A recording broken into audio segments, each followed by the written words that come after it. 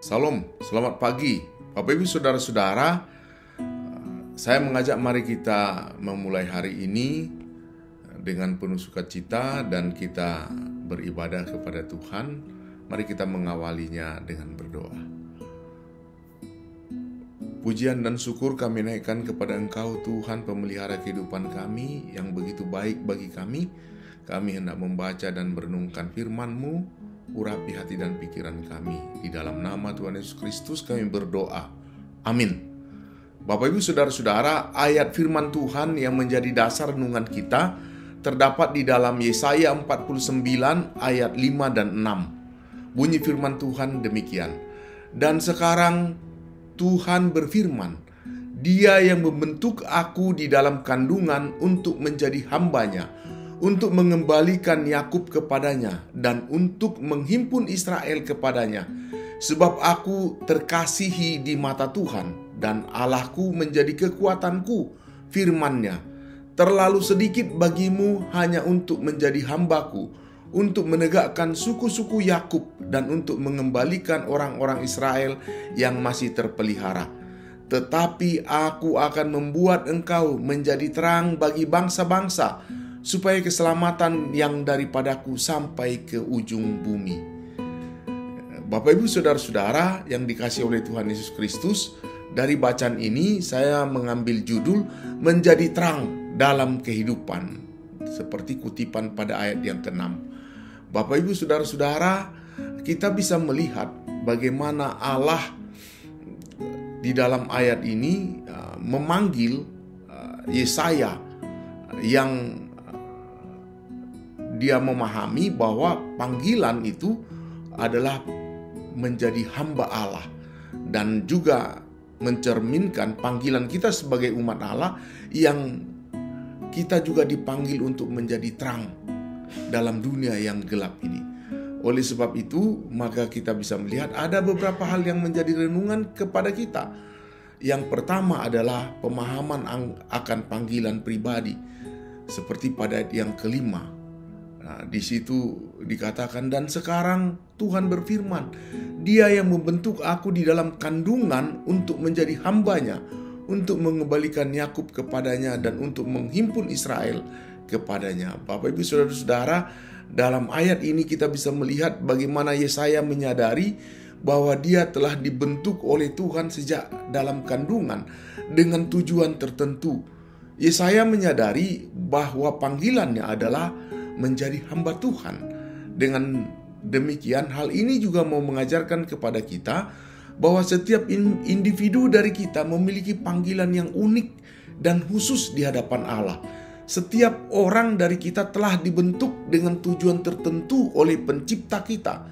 Kita bukanlah kebetulan atau hasil dari sebuah kebetulan, tetapi setiap individu memiliki peranan yang unik dalam rencana Allah.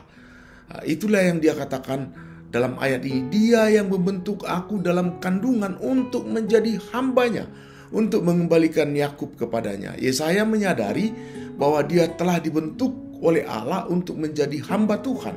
Ini mengingatkan kita untuk kita mengenali dan untuk merespon panggilan kita pribadi, di mana kita dipanggil untuk melayani Tuhan.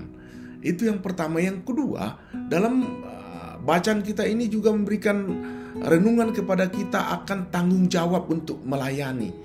Panggilan kita tidak hanya dipanggil untuk diri kita sendiri, tetapi juga tentang pelayanan kepada sesama.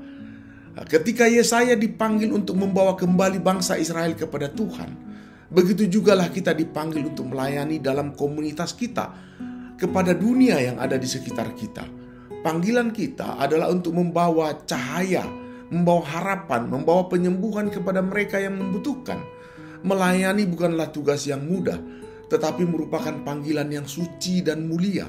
Melayani memerlukan dedikasi, memerlukan kesabaran, memerlukan ketekunan yang luar biasa.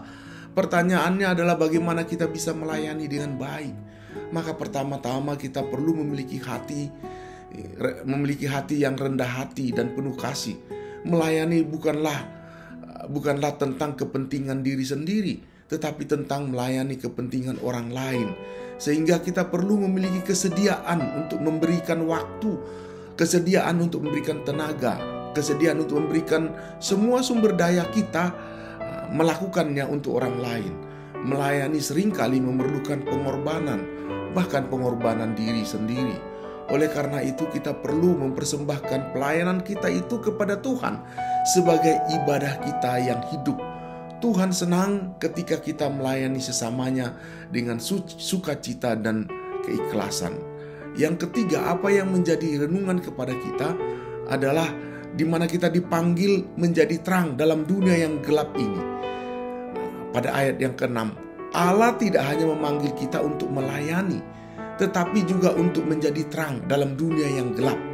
Kita hidup di tengah-tengah masyarakat yang penuh dengan kegelapan moral, penuh dengan kekalutan, kebingungan, dan penderitaan. Namun disitulah kita dipanggil untuk menjadi saksi-saksi Kristus, untuk memancarkan cahaya Allah kepada mereka yang sedang berada dalam kegelapan. Kita dipanggil untuk menjadi berkat bagi bangsa-bangsa, menjadi terang yang bercahaya bagi dunia.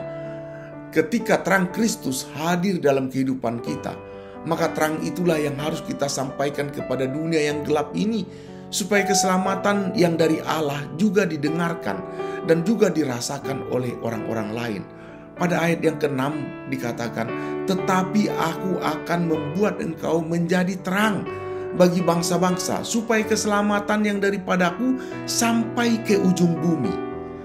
Ini juga menjadi panggilan bagi kita, menjadi terang supaya keselamatan Allah itu didengarkan oleh orang lain. Pertanyaannya adalah bagaimana kita menjadi terang dalam dunia yang gelap ini. Bapak Ibu saudara-saudara, adalah dengan hidup kita yang kudus dan taat kepada firman Allah. Kita harus menjadi teladan yang kuat bagi mereka yang mencari kebenaran, menjadi contoh yang dapat ditiru bagi banyak orang. Dalam pelayanan kita kepada sesama, kita harus membawa kasih dan belas kasihan Allah kepada orang-orang yang membutuhkan. Sebagai umat yang telah diberkati dengan kasih Allah, maka kita semua memiliki tanggung jawab untuk berbagi kasih kepada siapapun yang membutuhkan, tanpa memandang latar belakang kehidupan mereka. Pelayanan kasih kita kepada banyak orang tidak hanya mengubah kehidupan setiap pribadi, setiap individu, tetapi juga dapat menyentuh hati banyak orang.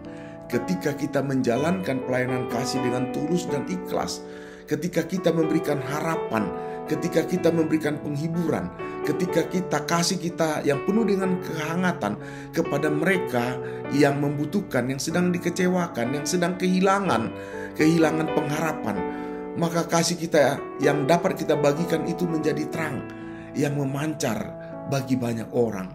Dengan kesaksian hidup kita yang autentik, yang asli, kesaksian hidup kita yang bukan penuh dengan kepura-puraan, maka kita memperkenalkan Kristus kepada mereka yang belum mengenalnya. Bapak Ibu saudara-saudara, maka sebagai kesimpulan adalah panggilan untuk menjadi terang dalam kehidupan adalah panggilan yang suci dan mulia. Ini adalah panggilan yang membutuhkan dedikasi, panggilan yang membutuhkan ketaatan, panggilan yang membutuhkan kesetiaan yang tak tergoyahkan, yang harus kita persembahkan kepada Tuhan. Mari kita bertekad untuk menjalani panggilan ini dengan penuh semangat, dengan penuh keberanian, dan mempersembahkan hidup kita sebagai persembahan yang hidup bagi kemuliaan Allah.